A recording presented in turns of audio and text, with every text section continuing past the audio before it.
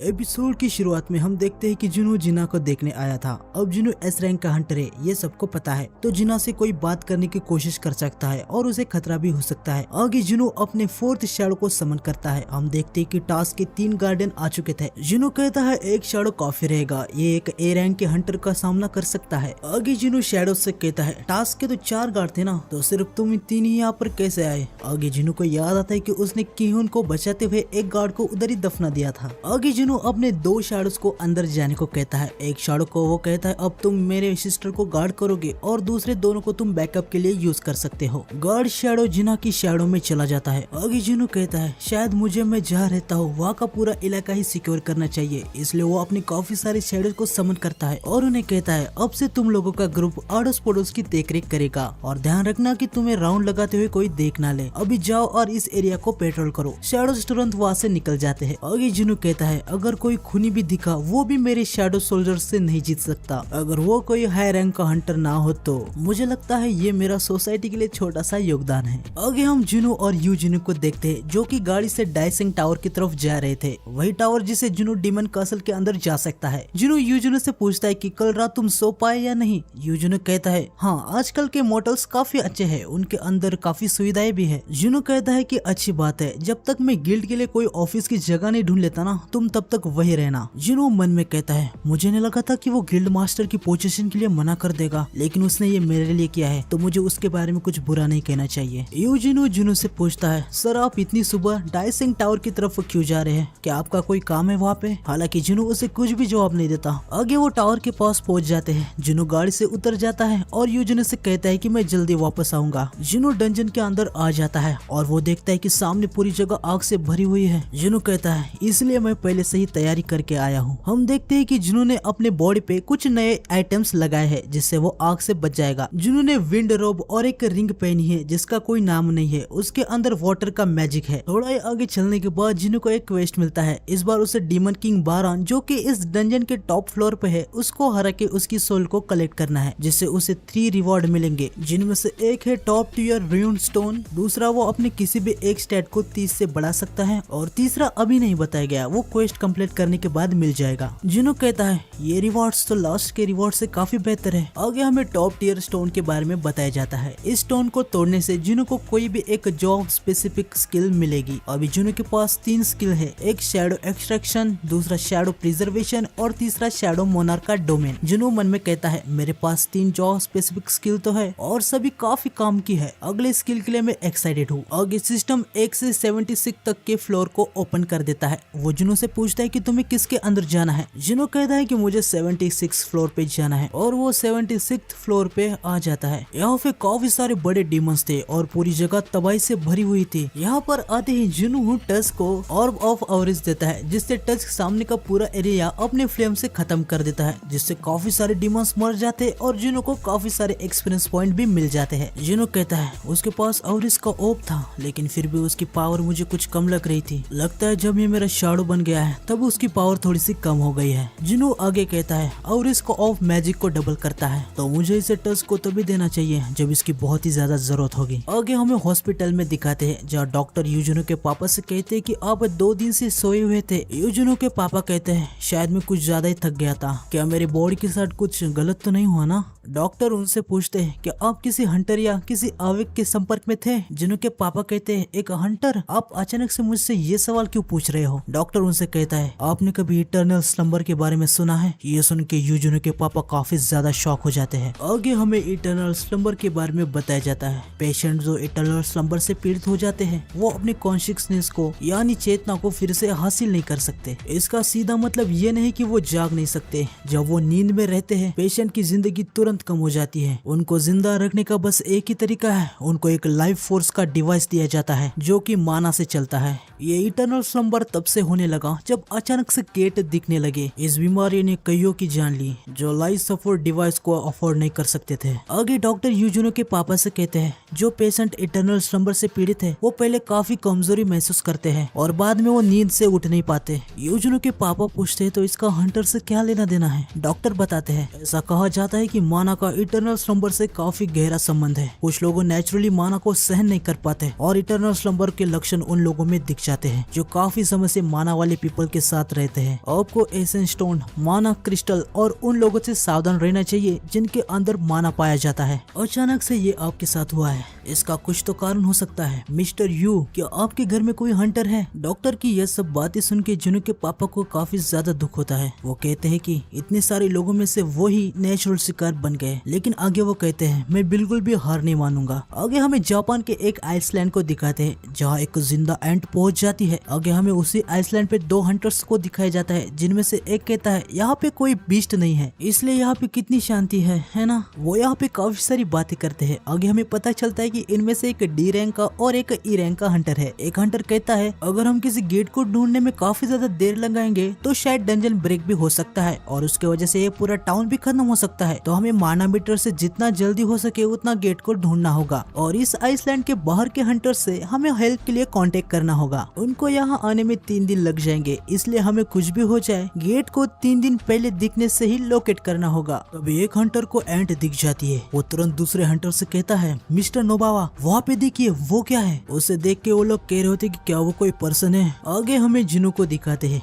जो कि डंजन के अंदर डीमन से लड़ रहा होता है। वो कहता है जब से मेरे इंटेलिजेंस के स्टैट्स बढ़े हैं अब मैं और भी शैडोज को एक्सट्रैक्ट और प्रिजर्व करके रख सकता हूँ। मैं इन डीमंस को भी एक्सट्रैक्ट कर पाता तो मेरे पास बहुत ही बड़ी आर्मी बन जाती। आगे जिनू कहता है अब मैं अपने सारे सोल्जर को एक साथ यहाँ नहीं घुमा सकता, अब यहाँ से मुझे लिमिट से काम करना चाहिए। फिर जिनू अपने शैडो से कहता है यहाँ से हम 6 ग्रुप में डिवाइड होने वाले हैं और वो 6 टीम्स को बना भी लेता है। फिर जिनू उनसे कहता है कि तुम्हारे लिए 2 काम है, एक डिवाइड होना है और जो भी इनमें दिखेगा उसे खत्म कर देना है। दूसरा, तुम्हें फ्लोर का एंट्री परमिट मिले तो तुम्हें मुझे बता देना है, तो जाओ। और हम देखते हैं कि सारे के सारे शैडोज अपना काम करने लग जाते हैं। इवैक्यूएशन गेट की तरफ देख के जुनू कहता है मुझे सारे आइटम्स को छोड़ देना चाहिए और एंट्री परमिट को ढूंढना चाहिए। मेरा मेन काम है, मुझे जितना जल्दी हो सके उतना टॉप फ्लोर पे जाना है। आगे हम देखते हैं कि जुनू को काफी सारे एक्सपीरियंस पॉइंट मिल जाते हैं। वो कहता है मेरे सोल्जर्स को जाके जरा सा भी टाइम नहीं हुआ और मुझे इतने सारे एक्सपीरियंस पॉइंट मिल रहे हैं, ये काफी अच्छी बात है। अब मुझे इधर उधर भाग के अपना टाइम वेस्ट करने की कोई भी जरूरत नहीं है। जुनू पोशन पीते हुए अपने मन में कह रहा होता है मेरे मेजेस और चलने वाली सेना को थोड़ा सा स्ट्रगल हो सकता है क्योंकि इस वाले फ्लोर पे काफी सारे डीमन हाई रैंक के हैं। मुझे पोशन लगातार पी के अपने माना को रिकवर करते रहना होगा। आगे हमें कुछ दिन बाद का सीन दिखाते हैं जहाँ टैंक का लेवल 10 से बढ़ गया होता है। ये देख के जुनू मन में कह रहा होता है मेरा भी तो लेवल अप हुआ है, लेकिन मेरे शैडोज के लिए ये फर्क काफी बड़ा लगता है। आगे जुनू 18th फ्लोर तक आ चुका था। वो कहता है मैं 18th फ्लोर तक आ चुका हूँ, लेकिन अभी तक मुझे एंट्री परमिट नहीं दिखा। शायद यहाँ पे कोई और भी स्ट्रॉन्ग डीमन हो जिसके पास वो मिले। तभी अचानक से जुनू का माना कम होने लगता है। उसे पता चल जाता है कि उसके शैडोज को कोई डिस्ट्रॉय कर रहा है। जुनू के शैडोज लगातार डिस्ट्रॉय हो रहे थे और जल्दी से वो रीजनरेट भी नहीं हो रहे थे। जुनू को पता चल जाता है कि ये आयरन की टीम के साथ हो रहा है। उसे यकीन नहीं होता कि आयरन से भी ज्यादा पावरफुल डीमन यहाँ पे है। अभी उसके पास कोई रास्ता नहीं था। वो अपनी शैडोज को वापस बुला लेता है। हमें अगले दिन दिखाते हैं। जुनू कहता है मैंने अपनी सेना को वापस बुला लिया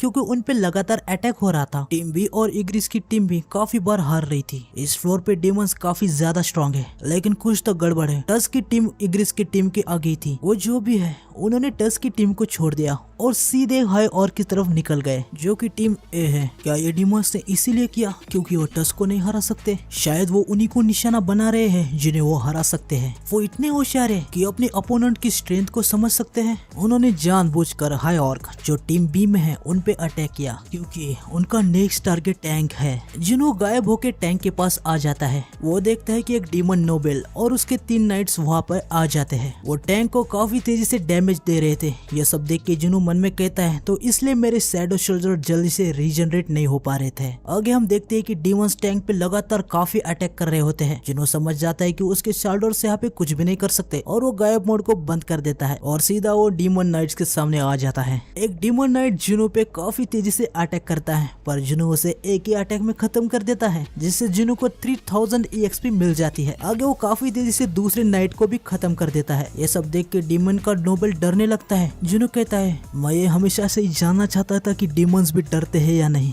लगता है मुझे आज मेरा जवाब मिल गया। वो नोबेल डीमन जुनू पे अटैक करता है। वो जुनू उसे काफी आसानी से डॉज कर देता है। जुनू मन में कहता है उसने मेरे सर, गर्दन और दिल, ये मेरे सारे वाइटल पॉइंट पे अटैक कर रहा है। जुनू समझ जाता है कि डीमन का असल के डीमंस का पावर लेवल कैसा है। सबसे पहले लो रैंक के डीमन जो कि डी रैंक के है, फिर मिड रैंकिंग के डीमन जो सी रैंक के है, फिर हाई रैंकिंग डीमन जो बी रैंक के, फिर टॉप रैंकिंग डीमन जो ए रैंक के, फिर डीमन लॉर्ड्स और डीमन नाइट्स जो कि ए प्लस रैंक के, और आखिर में डीमन नोबेल और mid level bosses S rank के है। जिन्हों नोबेल पे अपने ड्रैगर से बहुत ही स्पीड से अटैक कर देता है, जिससे नोबेल की स्वॉर्ड टूट जाती है। आगे जिन्हों उसके मुंह को पकड़ के अपने ड्रैगर से उसे स्टैब करने वाला था, उतने में वो नोबेल सरेंडर करता है। जिन्हों मन में कहता है ये अजीब है, आजकल मैं ऐसे ही बीच से मिल रहा हूँ जो ह्यूमन की भाषा बोल सकते हैं। आगे हम देखते हैं कि ये तो एक डीमन लड़की होती है। वो कहती है मुझे माफ कर देना, यहाँ पे जो कुछ भी हुआ उसके जिम्मेदार हम हैं, प्लीज सिर्फ मेरी जान बख्श दो। जिन्हों उससे कहता है तुमने मेरे सोल्जर्स पे अटैक किया और अब तुम मुझे तुमको माफ करने को कह रहे हो। वो लड़की कहती है हाँ मैं जानती हूँ, हमने काफी ज्यादा खतरनाक सीन बना दिया है, हालांकि ये गार्डियन होने के नाते हमारा काम है, हम ऐसे ही खड़े होकर तमाशा नहीं देख सकते थे। मैं ये कहना चाहती हूँ कि किसी पर्सन ने सारे डीमंस को खत्म कर दिया है, तो मुझे माफ कर दो, मैं बस अपना काम ही कर रही थी। जुनू उसे कहता है मैंने बाकी सबको तो मार दिया, तो ये क्या ठीक है कि तुम ऐसे अपने लाइफ की मुझसे भीख मांगो। डीमन लड़की जुनू को बताती है एक नाइट की ड्यूटी है कि वो अपने मास्टर की रक्षा करे, वो नाइट खुश हो जाएंगे जब तक मैं जिंदा हूँ। जुनू मन में कहता है ये कितनी खुदगर्ज डीमन है, वो काफी ह्यूमन जैसी दिखती है, तो मुझे उसे स्टैब करने में अच्छा फील नहीं होगा। लेकिन तभी डीमन जुनू पे पीछे से अटैक करने के बारे में सोच रही थी और वो जुनू पे अटैक कर भी देती है, पर टस्क हिमो प्रोटेक्शन का यूज करता है, जिससे जुनू को कुछ भी नहीं होता। जुनू रेज वाली आंखों से डीमन की तरफ देखता है और उसे कहता है तुम ये क्या कर रही थी। इस बार तो डीमन सीधा जमीन पे सर लगा देती है। वो जुनू से कहती कि मेरी जान मत लो, मैं तुम्हें जो चाहिए वो दे दूंगी। जुनू मन में कहता है इसे कुछ शर्म भी है या फिर ये कुछ ज्यादा ही आशा रखने वाली है। टस्क लेविटेशन स्किल का यूज करके डीमन को हवा में उठा लेता है। जुनू से पूछता है कि क्या तुम मुझे एंट्री परमिट दे सकती हो। डीमन बताती है कि हाँ, मेरे क्लान ने उसे कहीं दूर रखा है, अगर तुम मुझे उनके पास ले जाओगे तो मैं तुम्हें परमिट दे सकती हूँ। जुनू मन में सवाल करने लगता है डीमन परमिट को क्यों गार्ड कर रहे हैं। आगे वो कहता है इसलिए मुझे अभी तक वो नहीं मिला, मुझे नहीं पता था कि वो कहीं और सेपरेट लोकेशन पे है। डीमन लड़की कहने लगती है मुझे तो ये भी पता है कि ऊपर वाले फ्लोर के परमिट भी कहाँ पर है, अगर तुम मेरे सेफ्टी की गारंटी लेते हो तो मैं और मेरा क्लान तुम्हें गाइड करेंगे। जुनू मन में सवाल करने लगता है ये तो काफी अच्छी ऑफर है, लेकिन मैं इस पे विश्वास कर सकता हूँ क्या। जुनू उसके काफी क्लोज जाता है और उस पे ब्लड लस्ट स्किल का यूज करता है। वो उस डीमन की आंखों में देख के कहता है क्या मैं तुम पे विश्वास कर सकता हूँ। इसे देख के डीमन काफी ज्यादा डर जाती है। वो डर के कहने लगती है कि मैं कसम खाती हूँ मैं तुमसे झूठ नहीं बोल रही। जुनू कहता है कि अच्छी बात है, जब तक तुम मुझे उस परमिट तक नहीं ले जाती मैं इस जगह को शांति से छोड़ दूंगा। वो डीमन उसे थैंक्स कहती है। जुनू उसे पूछता है लेकिन ये सब कहने से पहले मुझे तुम एक बात बताओ, आखिर तुम लोग हो कौन। आगे हमें जापान के उसी आइसलैंड को दिखाते हैं जहाँ उस एड ने हर जगह पे तबाही करके रखी है और उसने उधर के सारे ह्यूमंस को भी मार दिया है। हमें फिर से जुनू की तरफ का सीन दिखाते हैं जहाँ डीमन कहती है कि मेरा नाम है एलिस और मैं राइडोरी क्लान की सबसे बड़ी बेटी हूँ। आगे वो अपने क्लान के बारे में बतानी चाह रही थी, लेकिन तभी जुनू उसे रोक देता है और उसे कहता है कि मैं तुम्हें ये सब नहीं पूछ रहा, पता नहीं ये मॉन्स्टर जिस सवाल को मैं ढूंढ रहा हूँ उसका जवाब दे पाएगी भी या नहीं। लेकिन आगे जुनू उसे पूछता है क्या तुम्हें तुम्हारे सर में कोई आवाज सुनाई देती है जो ह्यूमंस को मार दो ऐसा कहती हो। ये सुन के एसिल थोड़ा सा शॉक हो जाती है, वो थोड़ा सा सोचने लगती है और जुनू से कहती है हमें लगातार आवाज तो आती है पर वो मैं जहाँ पे हूँ उस जगह को प्रोटेक्ट करने को कहती है। जुनू समझ जाता है कि ये मॉन्स्टर किसी अलग कारण के लिए है। आगे वो मन में कहता है मैजिक बीस्ट को ह्यूमन को मारने के लिए कहा जाता है और मॉन्स्टर्स को डंजन को प्रोटेक्ट करने को कहा गया है, शायद इनके लिए मैं किसी मैजिक बीस्ट की तरह हूँ। आगे जुनू उसे पूछता है तो तुम्हें ये आवाजें कब से सुनाई दे रही है। डीमन कहती है जब मैं इस जगह पे जागी हूँ। ये सुन के जुनू थोड़ा सा शॉक हो जाता है। वो मन में कहता है इसका मतलब कि ये ओरिजिनली किसी और जगह से है, शायद ये क्लू मुझे सिस्टम के अंदर कैसे काम करता है इसके बारे बारे में कुछ बता पाए? आगे जुनू उसे पूछता है तुम इस कासल में जागने से पहले कहाँ पे रहती थी? वो कहती है डीमन रेल्म में। हम अचानक से खुद को एक दिन यहाँ पे पाया। आगे जुनू उसे पूछता है तुम डीमन रेल्म में क्या करती थी? लेकिन वो कुछ बता पाए। सिस्टम उसके आवाज को ग्लिच करने लगता है, लेकिन डीमन फिर भी बताती है कि हम वॉर की तैयारी कर रहे थे। तो आज के एपिसोड में बस इतना ही। मिलते हैं नेक्स्ट एपिसोड में। नेक्स्ट एपिसोड आएगा परसों, क्योंकि मैं एक दिन की छुट्टी लेने वाला हूँ। तो मिलते हैं नेक्स्ट वीडियो में। सायोनारा।